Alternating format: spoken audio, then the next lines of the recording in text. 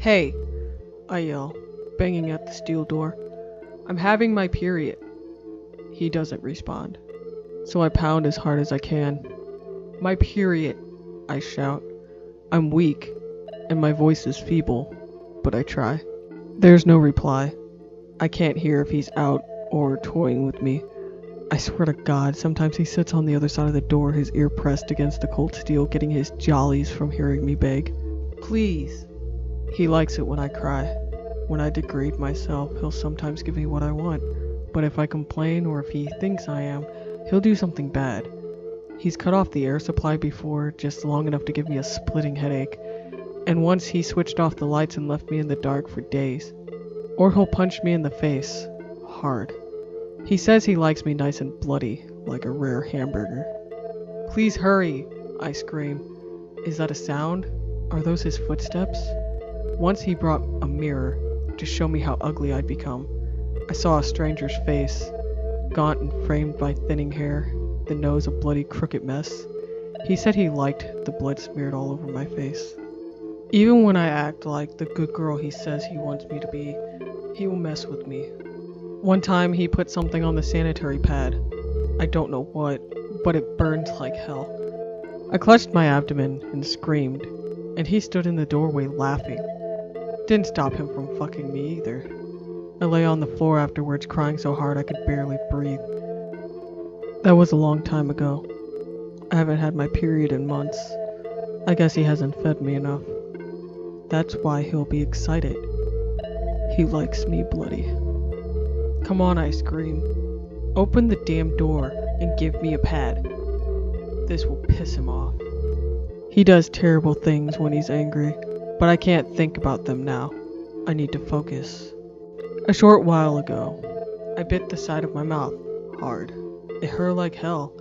Then I stuck my finger in my mouth and dabbed blood on the side of my thighs. Those are his footsteps. I know them. I hear them in my dreams. He's coming. He'll be transfixed by the blood, I'm sure of it. The footsteps stop. There's the jingling of the keychain. I've gone through it over and over for weeks, maybe months. He'll stand there, squeezed into one of his tacky denim shirts, and he'll smell of peppermint and sweat. He'll laugh, and when he sees the blood, his eyes will get that dreamy look. He likes to see me bleed. I'll go for them then, those eyes, and I won't stop, not until one of us is dead. The key is turning. My heart pounds. 1 second, and the door will be open. Just 1 second.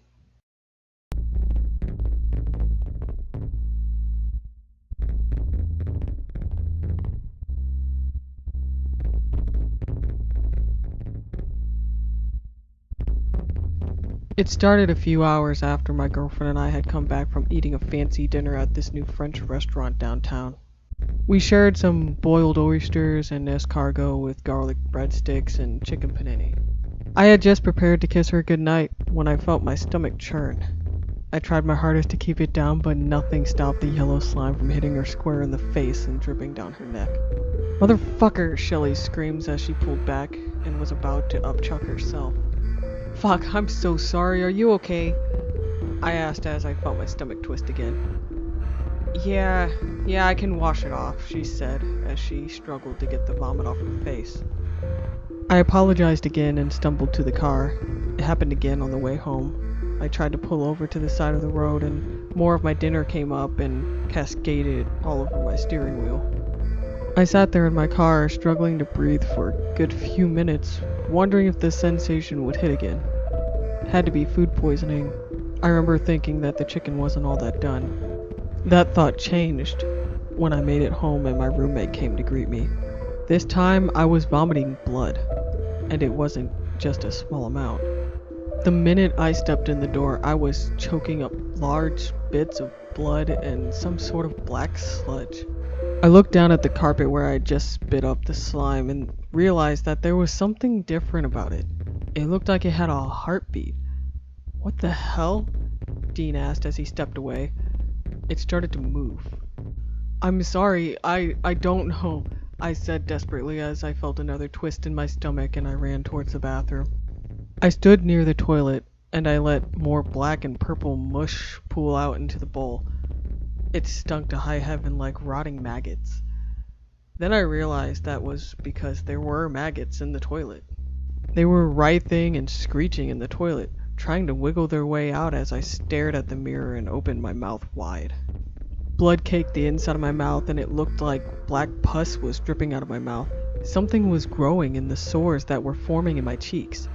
I screamed and ran back to Dean. He was using a fire extinguisher on the slime that had moved into the kitchen where it had seemed to be getting bigger. It wasn't just a vat of slime anymore. It was growing what looked like limbs. And Dean's eyes widened in horror when he saw my face. I couldn't stop it from happening again. I vomited up a long stretch of nerves like wires that hit the floor with a plop. It was brown like feces and pulsing like a Christmas tree. I ran from my apartment into the street. I couldn't stop the pain. I walked straight into an oncoming car just for relief. When I woke up, Dean had taken me to the ER. We didn't talk about the apartment again because he never went back. The doctor explained that they had managed to extract at least 23 microorganisms from my body, mostly in my mouth and throat. I would need surgery on my esophagus and likely have to have liquid diet for a month. They showed me samples of the small, dark bacteria they had extracted from my teeth, explaining the reason I had vomited was my body was rejecting the toxic organism. Apparently, hurling had saved my life.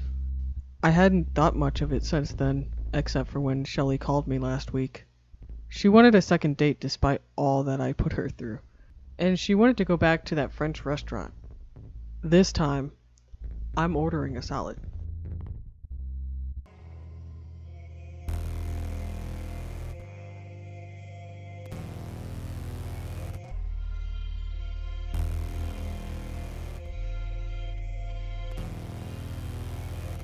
When they were little, my daughters loved power outages. If they were asleep when the power went out, my wife and I would wake them up and carry them into the basement. Tornadoes, though not common in southeast Michigan, were not unheard of during bad storms. The girls would giggle as they played games in the glow of a flashlight until they fell asleep in a heap of blankets. My wife and I were understandably not as thrilled about power outages, but both of us managed to find a silver lining in our daughter's joy. That silver lining faded after the largest blackout of the metro Detroit area in 5 decades. It was summertime of '95 during the worst storm I'd ever seen. The high winds threatened to tear out the trees lining the suburban street. Rain poured against the windows like hundreds of tiny fists, and thunder shook the house like an earthquake. It wasn't a surprise when the power went out at 9:55 p.m., about an hour and a half after our daughters had gone to bed. My wife, who had been nervously watching the Weather Channel when the power went out, said, "Jim, we better get the girls to the basement." We trekked up the stairs to wake our daughters, who were predictably still awake and chittering excitedly in anticipation of a night playing with flashlights. While my wife herded them to safety, I double-checked that all the windows were shut and locked tight. While checking the sliding glass door in the kitchen, something in our backyard caught my eye. I thought I saw a figure of a person lurking just by our back hedges.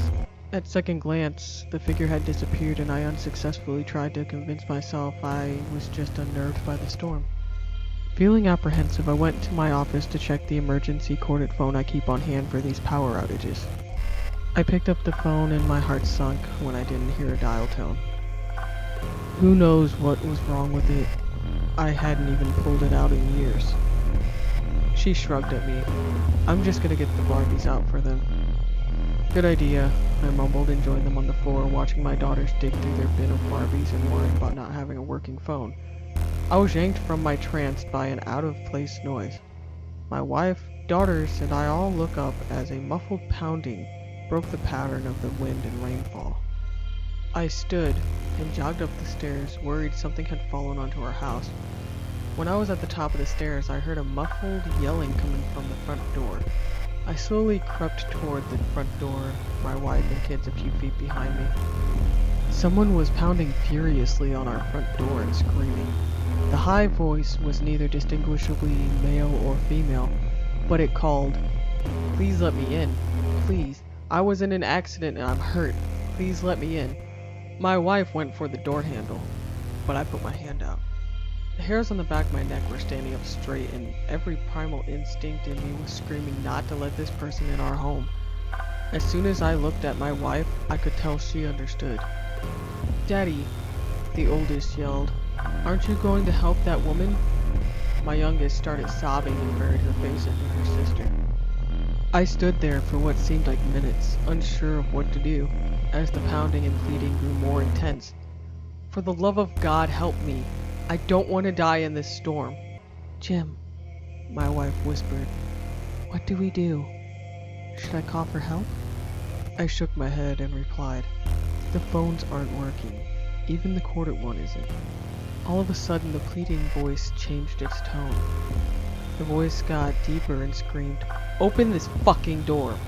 The wooden door shook as if the person on the other side was throwing their body into it. My wife grabbed my daughter's hands and yanked them into the basement. I yanked out my pocket knife and stared dumbly at the door, unsure of what to do next. A few moments later, the pounding and screaming stopped.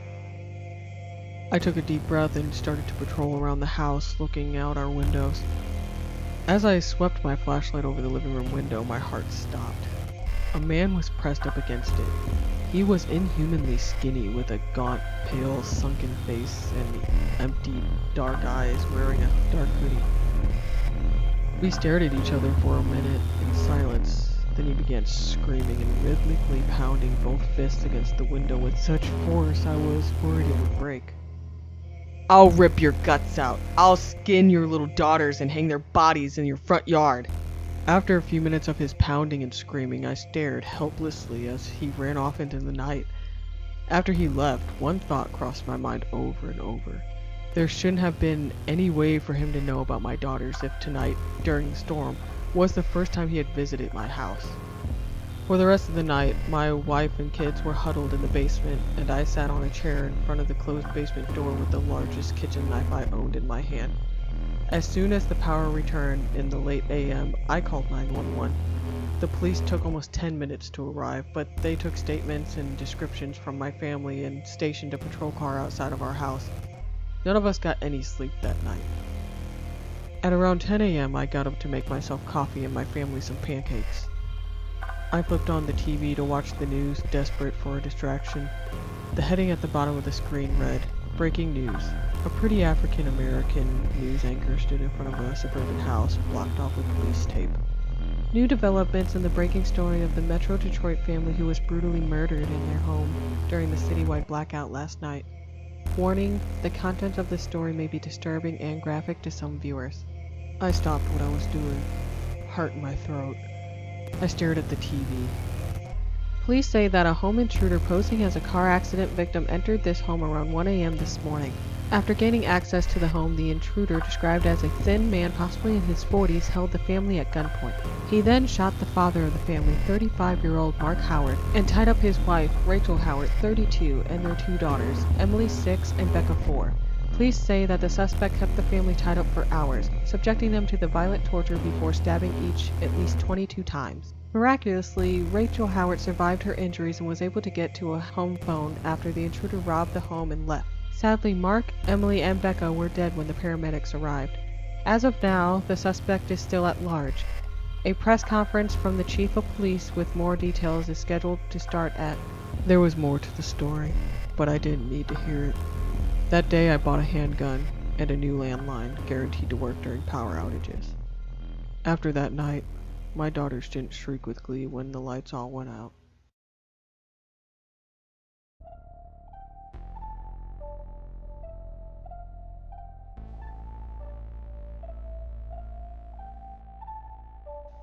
As a kid, I lived with neglectful parents at best.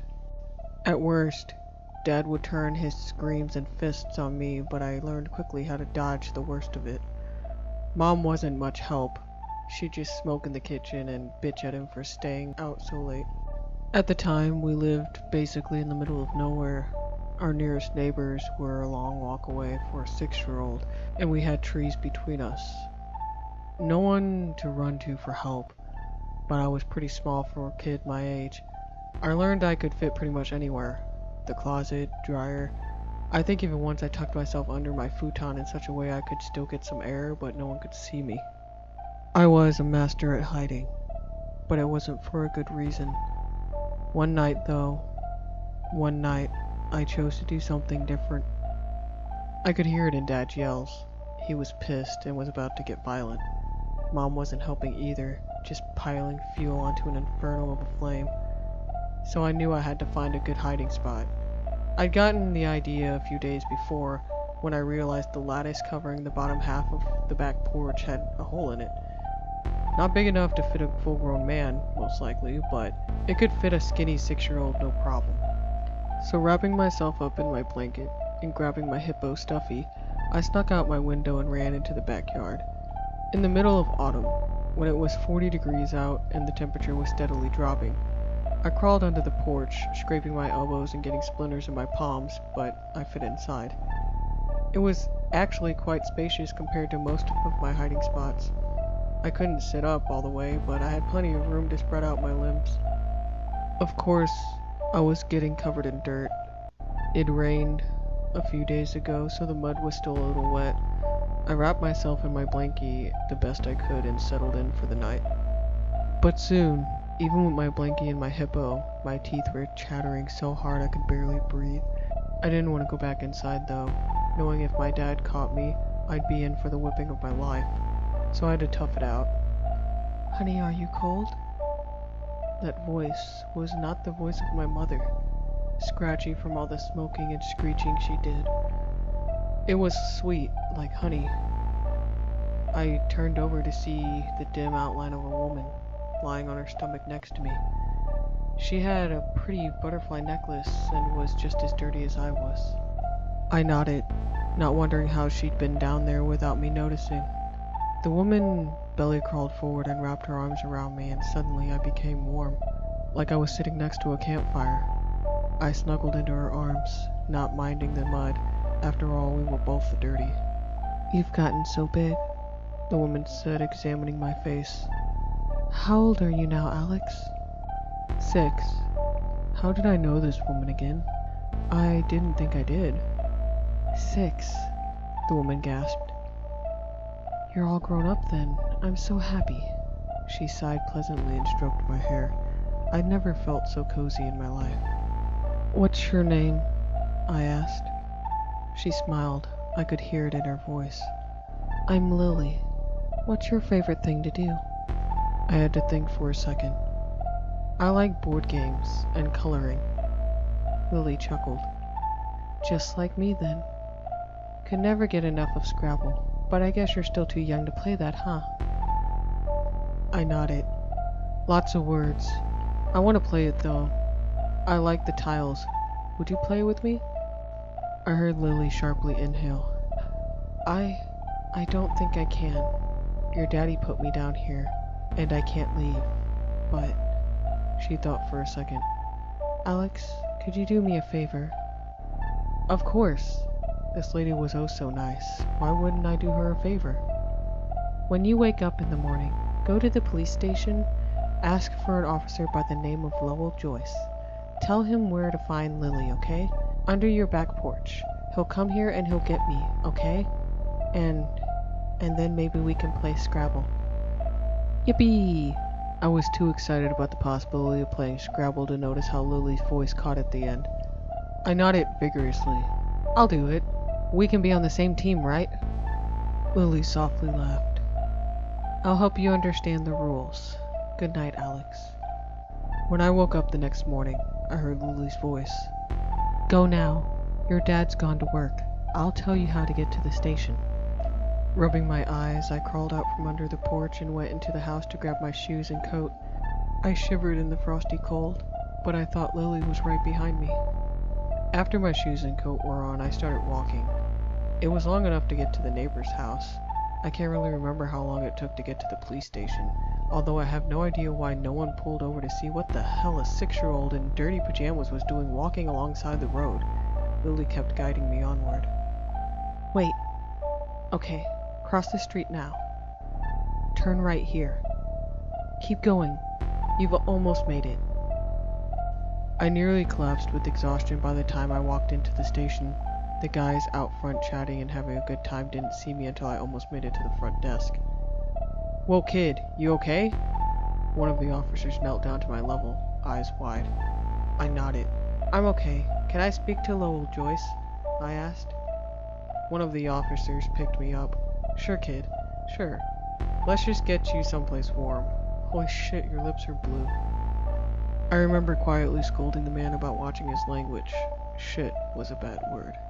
I was given some warm cocoa and wrapped up in a blanket by the time an old man with a graying mustache sat by me. "Hey kid, I'm Sheriff Joyce. What's your name?" he asked. "Alex." I sat down my cup and looked him straight in the eye. "I was told to tell you that Lily is under the back porch. You need to let her out so we can play Scrabble." I had never seen a grown man turn pale before. Lots of things blurred together at this point. I remember being taken back to my house and there were a lot of police cars and people around. The back porch was surrounded by yellow tape, and someone was taking a black bag away while my dad was in handcuffs. After that, I lived with my grandparents, Sheriff Joyce and his wife. I tried to ask about what happened and who Lily was, but I always got shut down. I was too young to know, but life got better. A lot better. Grandpa was the best man I could have hoped for in my life. We went out on weekends to the movies where he let me have a giant soda even though I'd have to pee in the middle of the movie. When I asked if I could drink when I was 13, he'd let me try a beer. I spat it out and I didn't touch it again. He never judged me for my love of art, letting me paint my own bedroom multiple times over the years. I felt safe around him. He never laid a hand on me. My grandmother was amazing too. Over the week, she'd homeschool me along with teaching me things that you wouldn't learn in school, such as how to respect others and not take their crap. And cooking. Lots of cooking. I could make my own birthday cake by the time I was 12, but I usually just made them for my friends. I got a lot of those after I was free from my dad. When I turned 16, Grandpa took me back to my dad's house. The whole thing had been bulldozed over, but I could still see the yellow tape wound around a few trees, faded and torn. We sat together on the back of his truck. He opened a beer and drank half of it before setting it down and grabbing me an orange soda. After I drank it, he told me, "Lily was your mother." Good thing he didn't tell me as I was swallowing. I likely would have had it coming out of my nose. "My mom?" I questioned, confused. "Your actual mom. The woman who lived with your dad was not your mother." My granddad grabbed another beer. "Lily was my daughter. I loved her so much. But when you were around 6 months old, she vanished." My stomach dropped. "My dad just imprisoned her under the porch?" I asked, starting to feel sick. Grandpa took a deep breath before setting his unopened beer down. "That's something I've never been able to understand. Lily told you to find me? And that she loves to Scrabble?" "Yeah, she kept me warm that night. I probably would have frozen to death if she hadn't been there. I was a stupid kid. Even I knew that." Grandpa went dead quiet before he opened that beer and slammed the whole thing. "Alex, Lily had been dead the whole time she was gone. When we dug her up, she was bones. Experts confirmed it, and your dad confessed to what happened. They'd gotten into a fight and he threw her down the stairs. She broke her neck." He clenched his fists. "I knew he had something to do with her disappearance, but I never had the proof until you walked into my station, covered in dirt and telling me she was under the porch. I was floored. I couldn't breathe. All I could do was shake my head. But I saw her. She was alive. She had this butterfly necklace." I trailed off when Grandpa pulled an evidence baggie from his pocket. There was that butterfly necklace, all right. Rusty and parts of the paint had chipped off, but I remember it as clearly as I remembered Lily's voice. Grandpa took a shaky breath as he pressed the bag into my hands. "Lily loved you so much.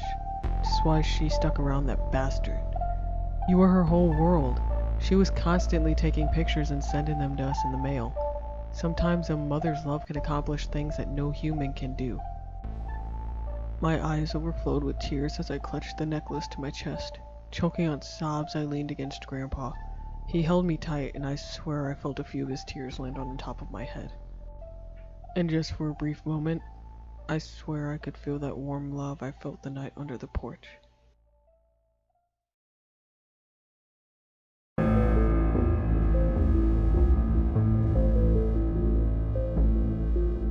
I will murder my mother's killer, even if it's the last thing I do. She couldn't defend herself. She didn't deserve this. I don't care about what his intentions were, for good, for bad, or by accident. He deserves to die. My mother is all I had left, and now she's gone. Nobody can bring her back. All her life, she's had weak lungs. At first, it didn't affect her much. Doctors usually told her not to push herself beyond relative comfort. They told her not to run fast for too long. She will notice a pain, and that would be her sign to slow down. As she got older, her condition got worse. At the age of 47, doctors strongly recommended having her constantly hooked up to a machine that kept her lungs going. It would help her pump oxygen into her lungs as she was able to exhale on her own. She was always proud of at least being able to do half the work herself. Keeping my mother in the hospital began to become far too costly. Student loans took a toll on my ability to provide.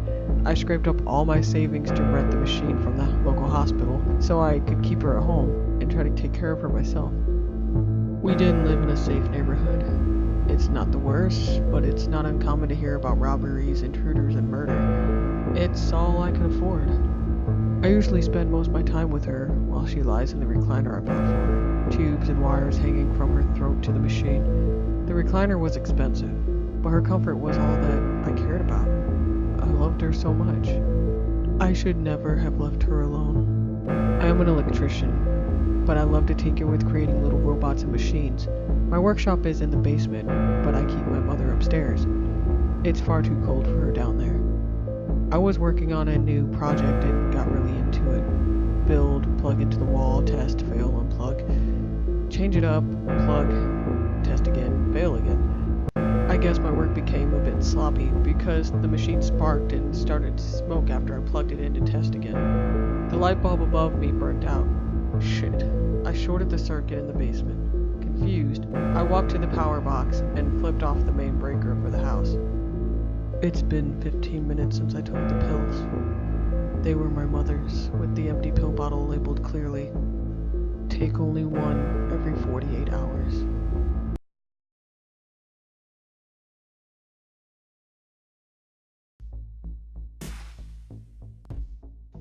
Hi, I'm Quadir. Welcome to Motel 6. I saw his name tag just said Q. I'm assuming most people couldn't be bothered to remember a unique name like Quadir. Check-in went smooth, but as he handed over our room key, he looked a little nervous. If you need anything, or have any unusual problems, please let me know. Odd, yes, but we were too tired to care. All we wanted was to get to sleep and get back on the road in the morning. After we got to the room, the phone rang. This is Q at the desk. Is your room okay? What the? Yes, it's very nice. Okay, sir. Any problems, please let me know immediately. Eager kid must really want a tip.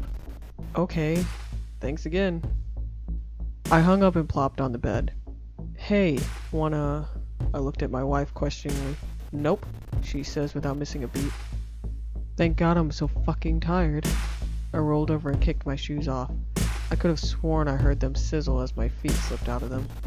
Or maybe it was my feet reacting to the fresh air after being released from their 18-hour prison. I don't like driving that long without rest, but we had to make it to the SC to see my father before he passed. I didn't want to think about that, but now that I had a minute, it's all I could think about. Thank God I had Donna with me. She's always been my rock as I've tried to be hers. I couldn't help but think that I leaned on her more. Are we going to get something for dinner, or do you just want to say forget it till breakfast? She called from the bathroom. I snapped awake to her getting in bed. She had already changed and was freshly showered. When the hell did I fall asleep? Man, this is a really comfortable bed. She raised an eyebrow. You don't say. I sheepishly got up and undressed for bed. I'll shower in the morning, I thought to myself. I kissed her goodnight as I pulled the covers back. Good night, baby girl. Good night, Louis. Her hand caressed my face. Get some sleep, okay? I could tell she was worried about my visit with my family. My family didn't approve of my choice of spouse. Neither did my in-laws approve of me. But when my mom called and told me my dad was not going to be around much longer, I knew a road trip was in my immediate future. I could hear the disdain in her voice. Who are you coming with? Who do you think, Mom? You don't trust her to stay at home with your friends? I'll see you soon, Mom. Basically, every conversation had at least one jab. It was going to be great seeing her and my 3 sisters. Yeah, that was sarcasm, alright. Maybe I'll get lucky and just see my nephews and nieces. They were at least old enough to visit the old man on their own. They weren't married to asshats, which was good. The phone woke me from a sound sleep. Hi, it's Q from the front desk. Just calling to see if you need anything or had any problems. Okay, now this is going a little far. Are you serious? Yes, sir. We take care of... I didn't hear the rest as I dropped the receiver onto the cradle. This fucking guy. Donna was sound asleep. I got up to use the bathroom when I heard her yelp. You okay, Mama? Yeah, I think so. It felt like the bed moved. She looked a little alarmed. I couldn't help but chuckle. Bad dream? I smiled from the doorway. My smile quickly faded when I heard a creak come from the bed. Honey? Was all she had time to get out before the mattress fell into the base of the bed. It would have been almost comical if it hadn't been for the splash. What the fuck was...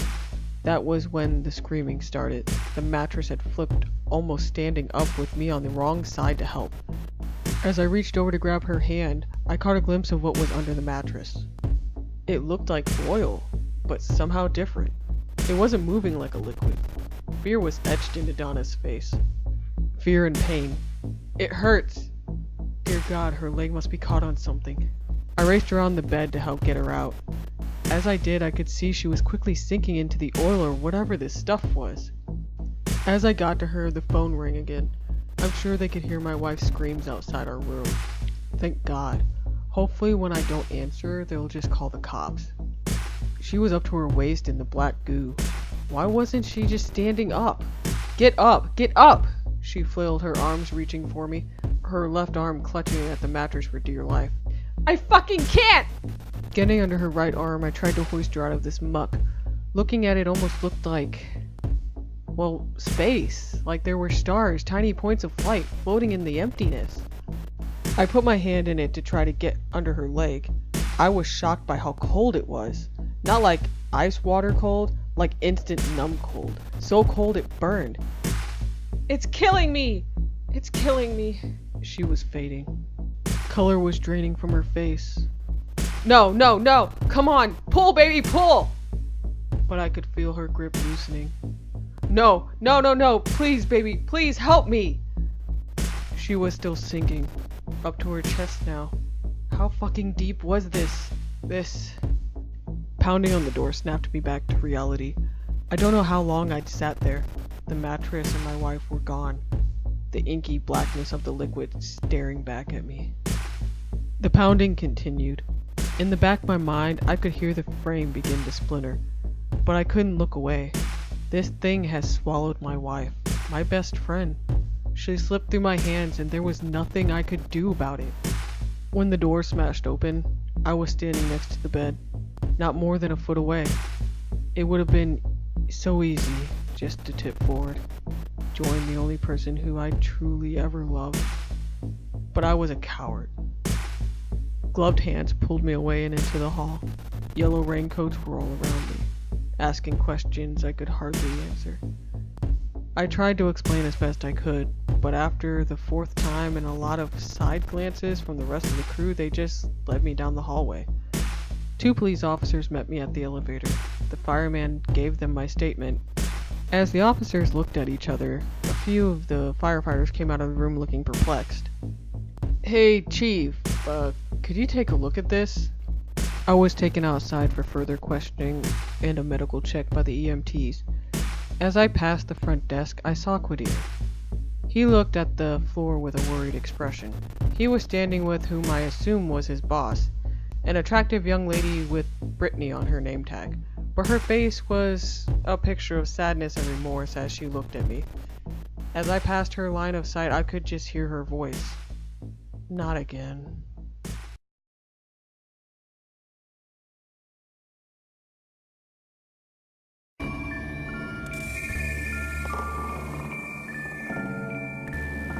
Journal. I've been seeing it out of the corner of my eyes for weeks now. I say it because referring to the dead as him or her just sounds so fundamentally not right. It's not my little girl either. It's just not. She wouldn't do these things. She wouldn't skulk in the shadows while blurring open her bright white eyes in the darkness. She wouldn't stomp behind me as I walked to the bathroom during my night shift. Even the mirrors are all wrong. I'd rather not get into that specifically. Let's just say I've become a much better shaver for it. And the phones. All I can hear is static before I hand it off to Mary, who has no problem hearing the caller. The dreams won't stop either. Same thing every time. My daughter's eyes shooting open in the black dirt as she rises from her unmarked grave to lean over me as I sleep. Except it's not really a dream. Oh God. I know what she wants, I think. I hope not. She wants a proper gravesite. That's the only thing it could be. But that's the thing. I can't remember exactly where I put her. I know what you're thinking, but I don't have time to explain, and you wouldn't understand anyway. I loved my daughter. I love my wife too, and I don't see how I can protect her. I wouldn't even be able to make it past the preamble, much less get her to believe me about what's happening. I don't know what I'm going to do. I know how crazy it is to put this to paper, but I feel like I'll end up with a barrel of a gun in my mouth if I don't let this out somehow. The second John put his pen down, the phone blared its touch tone ring. He quickly picked it up. Static. Baby, is that you? The fervent giggles of a young child stabbed his ears. Oh Jesus, he quivered like jostled liquid. He almost hung up before it spoke. Mommy's here with me now.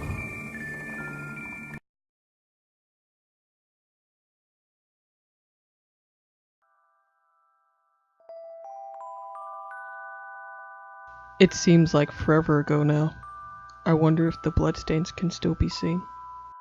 I broke the rules. They were simple enough. Be quiet, obey, and never try to escape.